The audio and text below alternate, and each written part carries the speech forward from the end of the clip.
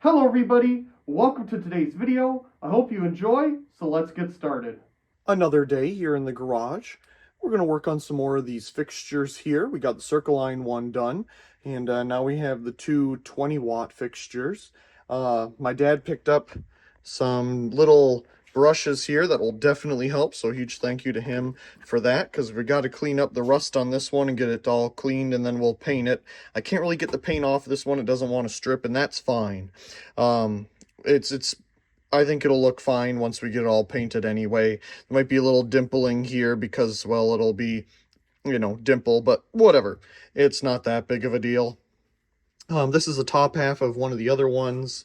We do have this piece here, which needs to be just wiped and cleaned, and then that can be painted as well. So, gonna try to paint that today.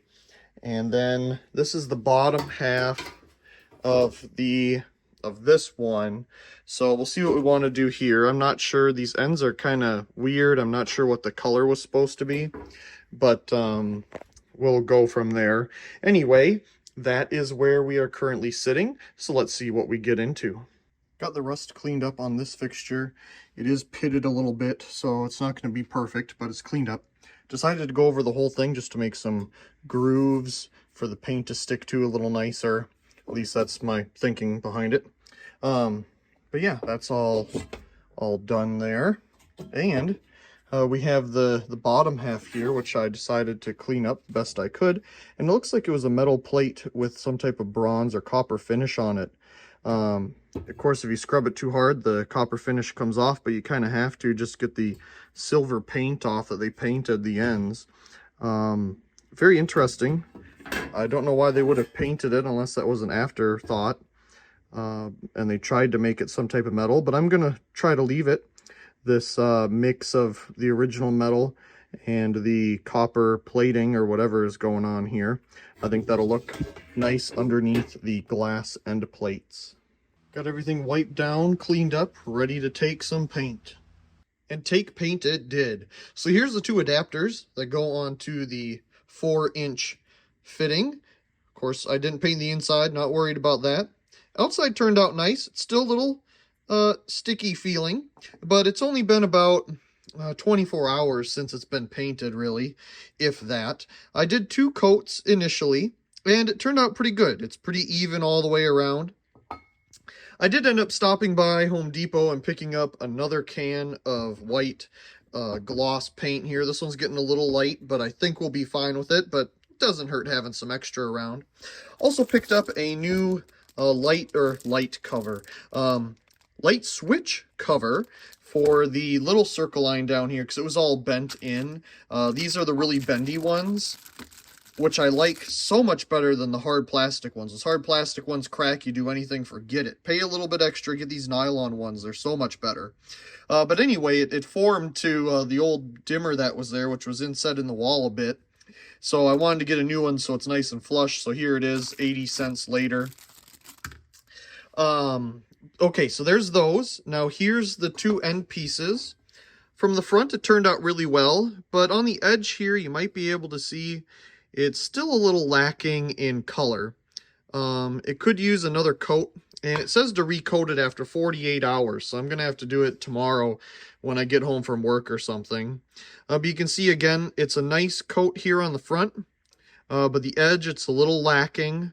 Definitely needs another coat. I did 2 coats on these, but I guess when I'm spraying it, because it's on a white bucket, and I don't, I guess, notice really where I'm painting because it's on a white bucket, I wasn't getting spray down here as much as I should have, but I want to do really light passes because I don't want streaking to happen. So yeah, these turned out great.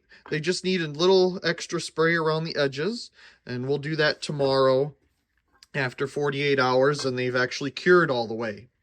Now, we do have the main piece here, and that turned out good too. It got a little bit of dust on it just being outside and the sun drying, but all that rubbed right off. Like, we have a little bit here, look at that, it's gone.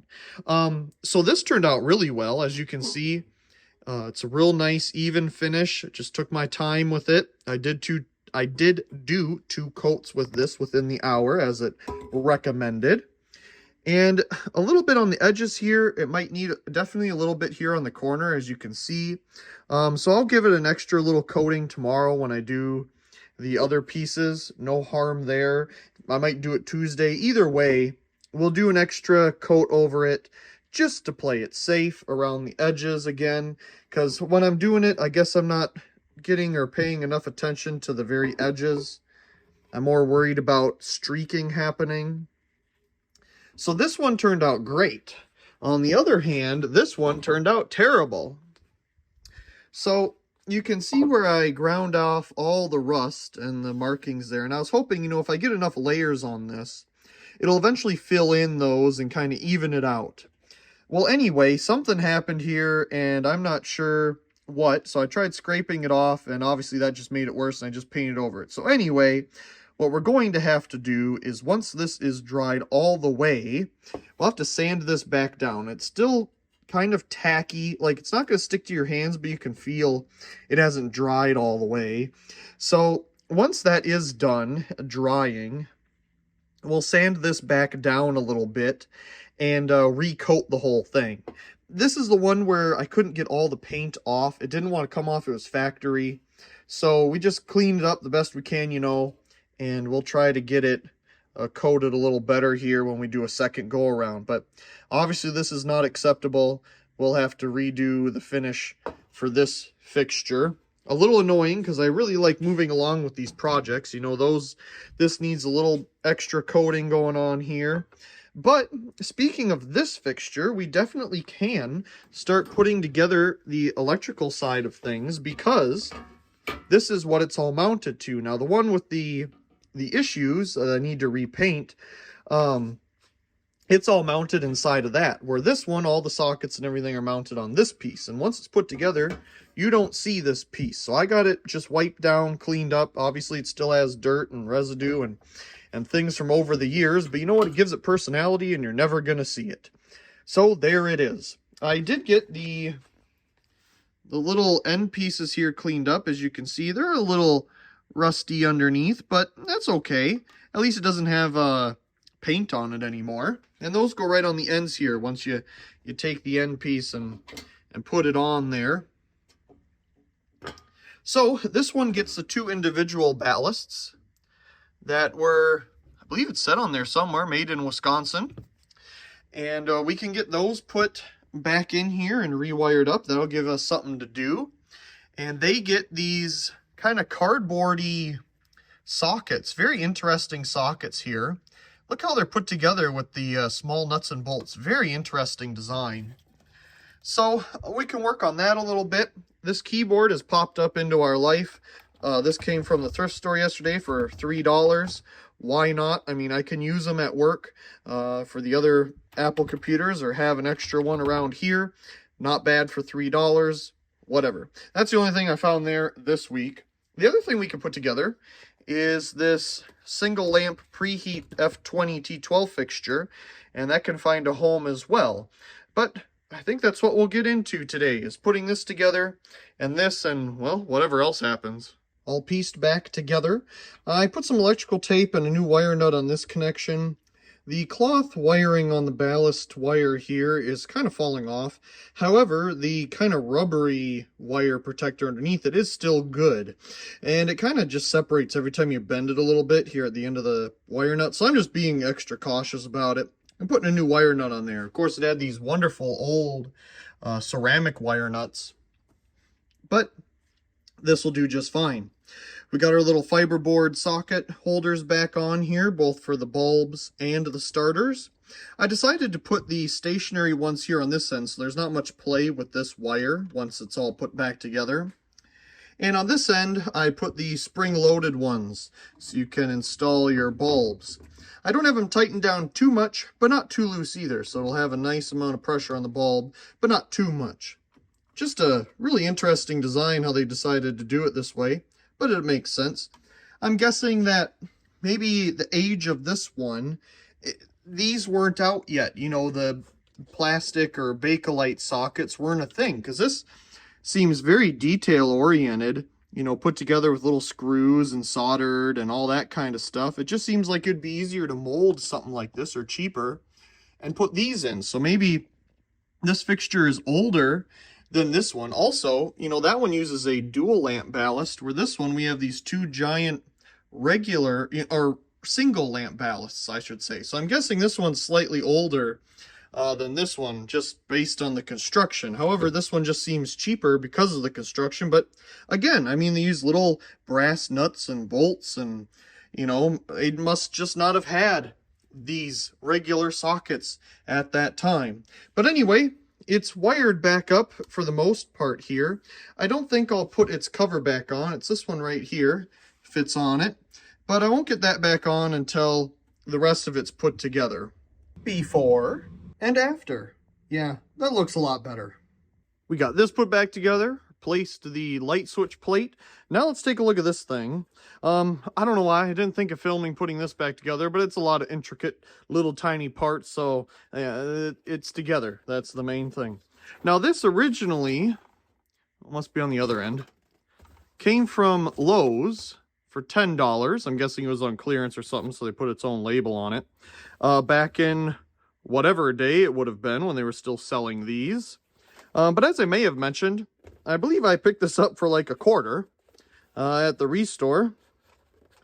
So we've already taken a look at it inside here. It is complete. We have our cover and our starter socket hole here, which is optional in case it had, well, an electronic ballast, or, you know, maybe you want to convert it to preheat. That'd be the best option, of course, but this is already preheat. And we do have the starter here on the socket, so we will need to remove this. And we'll just bend it back and forth a couple times. Be careful. This can be sharp.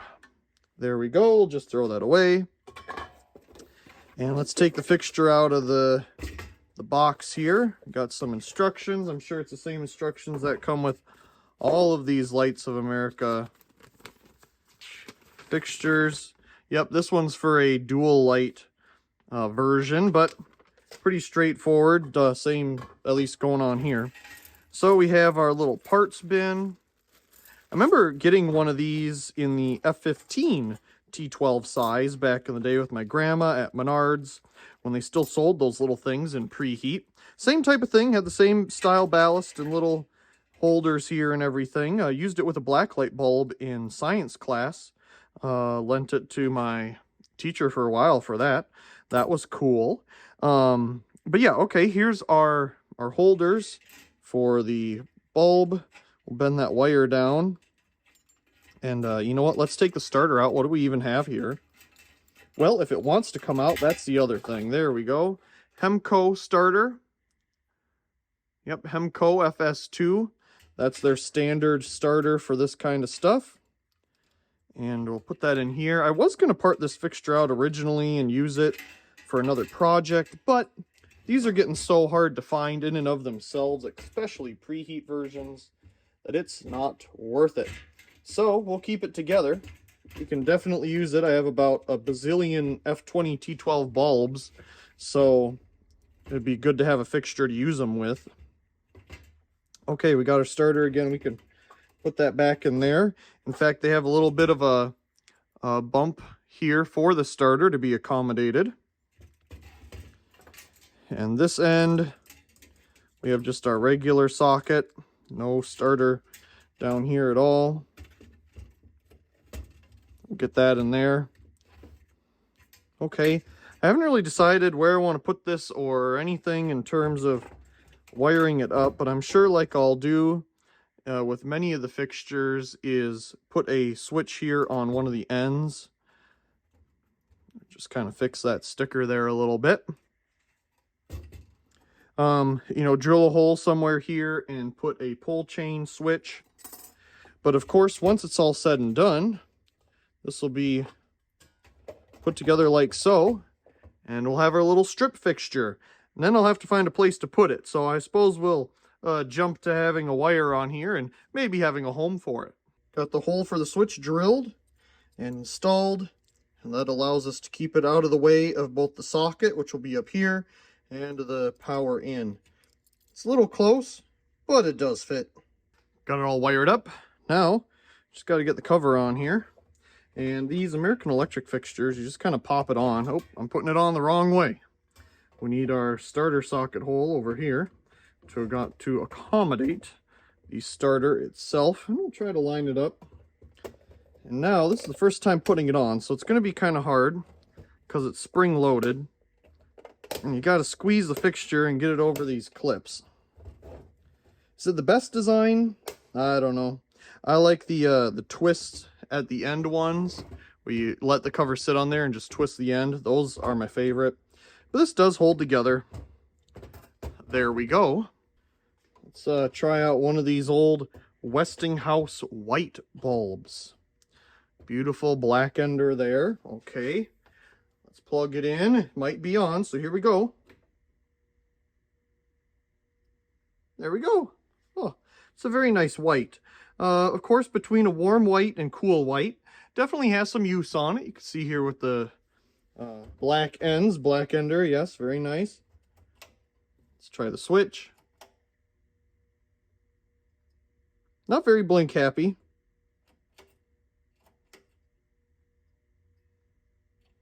Beautiful old bulb though. Now just got to find a home for this fixture, but I'm not sure where to put it right now. So I'm not sure if we'll give it a home at the moment, but it definitely will have one here in the future. Let's see what we get into next, I suppose. Now we need to get this fixture wired up because it needs a video made of it. Problem being, obviously you got to get a wire through here. Cool bulb right there. But the only way to do that is to fit it through one of these two holes where the hinges, yeah, hopefully we'll find one that can fit through there and wire up to our little terminal block here. The next problem is, how do you get a photocell socket up there? Well, if you turn the fixture, then you can get one to fit. So thankfully, being on a pipe, you can just screw it either direction to get it where you need it to access. So that's positive. So we'll get a wire hooked up on this and make a video of it. Ballast cover's looking really good. I like how well this one turned out. Got the top cover on here. I believe it sat inside the lip, but obviously the lip isn't painted, so I made it fit on the outside, and it fits absolutely fine. So now, I don't remember what starters are where, but let's see if we can fit our starters in there. It looks like there's a wire that is in our way, and I kind of felt like that would happen because they're kind of short. So maybe we'll try this side and see if we can get a starter in there. And the end plates, just make sure everything fits. Yeah, that lines up fine. And of course we have our ends here, and I also got those ends cleaned up, so we're good. Let's put it together. Looking pretty good. There they both are. Of course, this one doesn't have any of the components in it yet. I just set it together to take a look at it. And if you look real close, you notice that the paint job looks absolutely terrible, and I had the world's hardest time getting this thing to take paint for some reason. So you can see there's a lot of defects in it, but it is a nice even color all the way across, and that is nice. So as we have this annoying light decide to make all the noises in the world, we'll definitely get this one put together. And we have the two caps here to go with them. So my original idea with these two were to hang them in the hallway upstairs. And I might still do that. I just need to get, you know, the 4-inch covers again. And of course, just, well, get them together here. So I think what we need to do next, of course, is just get them put together a little further and see how I want to wire these to do this. If I want to do another plug thing like we did for the circle line adapter, or if we're just going to do something else. Haven't fully decided that one yet, but we'll get there. Just need to get all the components in the channel here now. We got our sockets and ballast starters. So of course we'll start with one of those. Getting it wired back up using the original wire because it is in pretty decent shape. I don't know why they use such wire on the ballast, but it's not cracked anywhere. It just looks not so good. But yeah, it's holding up just fine. Interesting thing to note here is the two wires that reach all the way to the sockets on the other side. I don't know what this is. It's like spring steel or something. You like bend it and it doesn't want to stay. Whatever you do, it bends right back. It is super hard to keep it in whatever shape you want, so you really have to bend it. I don't know what kind of metal this is. I haven't really encountered anything like it. They have this for the neutral on the other end here, and that's a different type of wire again. It looks like it's almost copper underneath maybe. But I don't know what kind of metal this is. And they only have like 5 or 6 strands of it here. It's really interesting. A very springy metal. I mean, you curl it up like this, you know, and it's going back the way it was. It does not want to stay however you put it. Very interesting. And we're all wired back up with the original wire. Like I said, it's in really, really good shape, so why not just keep using it? Here it is flipped over with the glass end pieces sitting in place. And it's not on its base or anything, but I have found some appropriate screws to put on the end to hold the glass pieces on. Those will work great. They have a big enough head for that, and the glass won't fall off. But aside from the absolutely terrible paint job, if you look at it from far enough away, it doesn't look that bad. So I'm pretty happy with it. Now, I took some time to go out with my friend and get things at the store and whatnot. So, in doing so, I stopped by McClendon's, and I picked up this, a 4-inch lamp holder fitting. Now, you may have seen in my Circle-Line installation that I couldn't find a white one. I really wanted to find a white one, and all I could find was the brass one, so I settled for the brass one. No, if I went down the globe aisle where they had the glass globes, they had a whole bunch of different styles of these in the 3 1/4 inch and 4-inch. I'm just an absolute idiot for not looking there, to be real honest, but it never showed up in their catalog as having such a thing. So, whatever, I guess I could have asked somebody, but I didn't really feel like it. I was just happy to find a 4-inch fitter in general with the brass one that we had. So I'm a little bummed I didn't find this for the Circle-Line, but you know, I think it looks nice with the Circle-Line. It complements the little cover on the bottom, and it kind of draws your eye. It makes it a little more interesting. But they did have some white ones here. They were a little cheaper. These were $10 a piece versus the $13 for the brass one. And it comes with a ceramic socket that is inset. Perfect. The other one had the socket sticking out. And you know what the funny part is? I went to Home Depot to get some of the little screw-in plug adapters. They sell these as well. They sell the 4-inch white fittings. I looked in the ceiling fan section. Why are they there? I don't know, but they're there. They have this. I mean, okay, here's the funny part. McClendon's. Very nice hardware store. You know, you think it would be a little more expensive than Home Depot. No, this was $10. The same thing at Home Depot, but with a plastic socket that sticks out beyond belief, and a huge sticker on the side, $15. Good thing I found this. This is exactly what I'm looking for, not that expensive thing at Home Depot. You think Home Depot would be cheaper, right? Nah, I'm surprised. The specialty hardware store, they're cheaper. They got a better product here anyway. Okay, enough of that. We found our 4-inch fittings. Perfect. Here we go. Awesome. We're so happy. I got 2. I think I'm going to put these in the hallway. We have 2 of these wonderful fixtures and 2 of these. I'm super happy. Again, a little bummed I didn't notice this sooner, but super happy that I at least found them.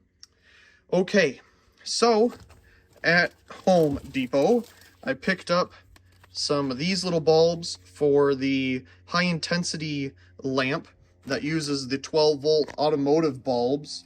Now, I knew that they had these, but at my particular store, it's a little smaller. They don't really have all this kind of stuff, but they had it today.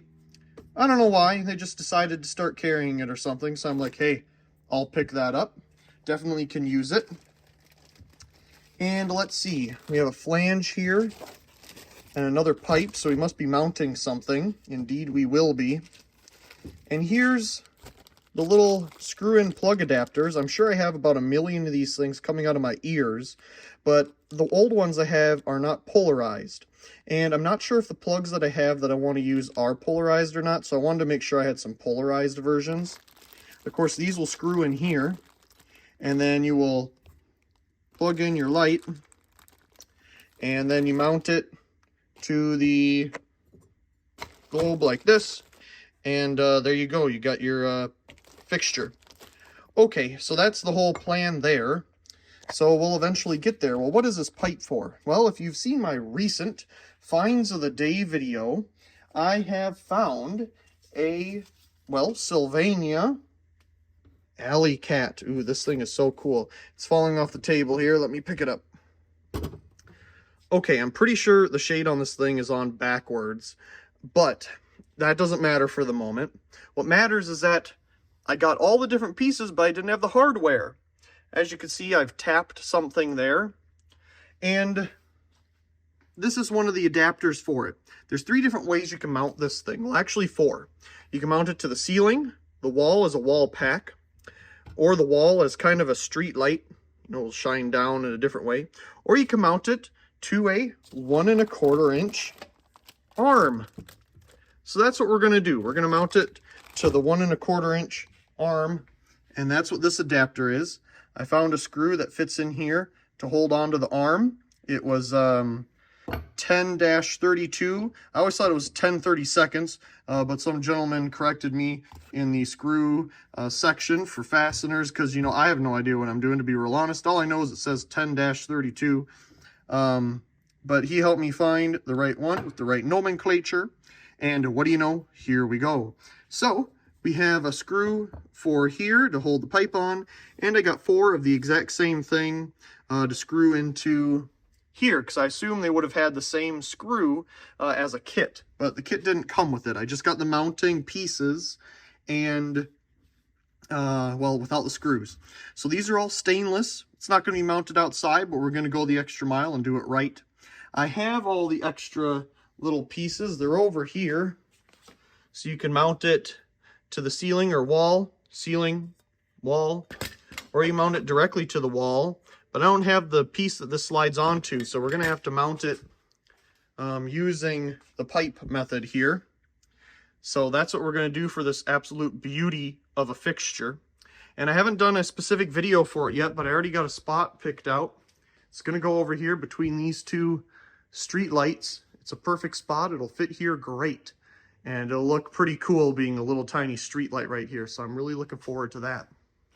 Okay, so that's what we found. This is my friend's headlight bulb for his car. And yeah, oh, I also picked this up at the thrift store. Nothing special, half of the bulbs are missing, but for $1, I can always use a couple spare Christmas bulbs around during that time of year. Here they are. It's $1. I can't complain.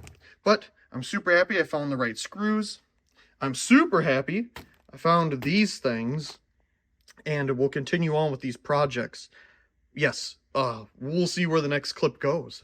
So here's our 4-inch globe fitters that we're going to use to hang the fixtures.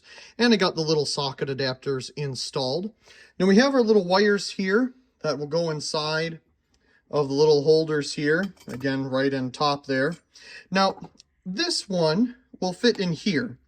If we have that plug in here, in all the way, this does fit closed. Of course, we have the wire coming out.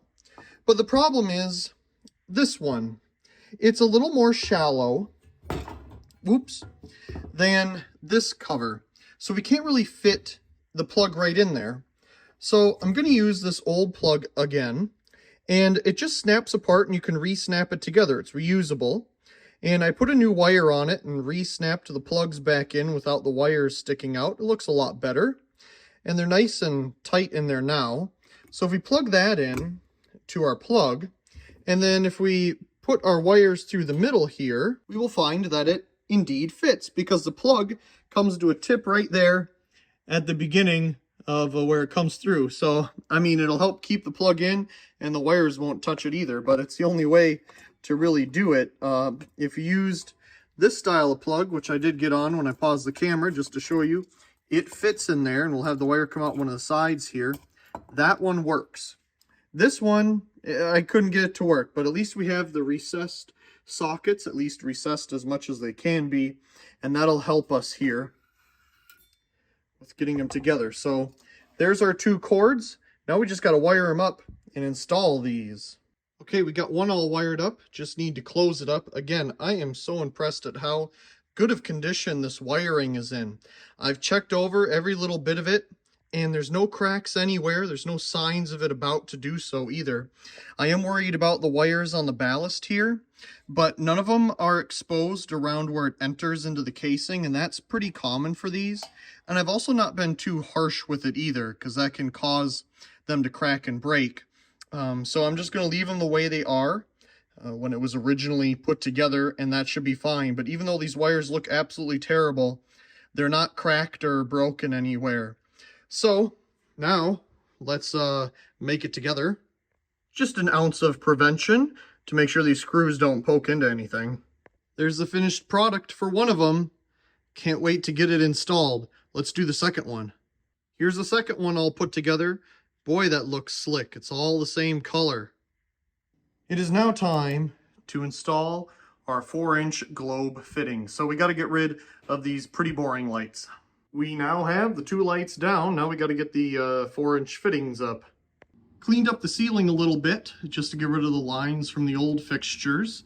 You can see a little bit of yellow around the edges there. I'm guessing the insulation from those pretty basic lights stained the ceiling a little bit. I tried to get it off with some one of those melamine pads or magic eraser, whatever you want to call the thing.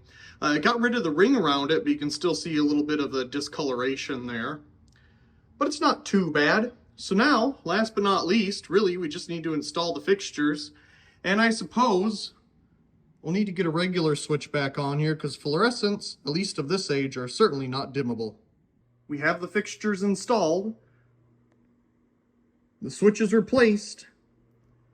And it's time to turn them on for the first time.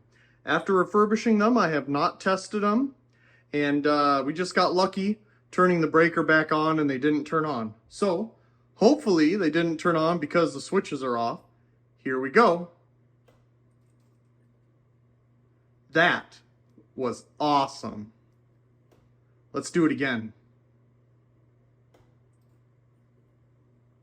That is so cool. Oh my gosh, this puts a huge smile on my face. So, I could choose from a different variety of bulbs to put here. I had some warm white, 3500K, and cool white. I decided to go with the 3500K. These are Philips Spec 35s. So I'm guessing they're 3500K. They're kind of in between. They're a very nice white, as you can see here. Not warm, not cool, right in between. Let's do it again. That is awesome. Oh, this turned out so good.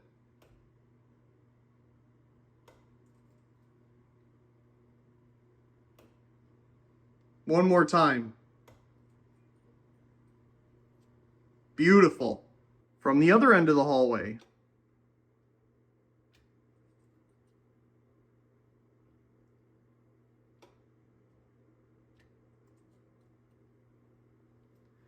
Let's take a little up close look at them turned on. Got the nice glass ends here. Of course, you can't really see them because of the hallway. Now, if I put the lights the other way, it wouldn't light up the hallway as good. As you can see, it leaves a black or a dark area there above the fixture. You know, light just can't reach it. And if I had it the other way, it would fill up the whole hallway with just a little bit of darkness, and we'd have our loop of light right here. So that's why the fixtures are oriented the way that they are. And it's nice, we have a switch on either end.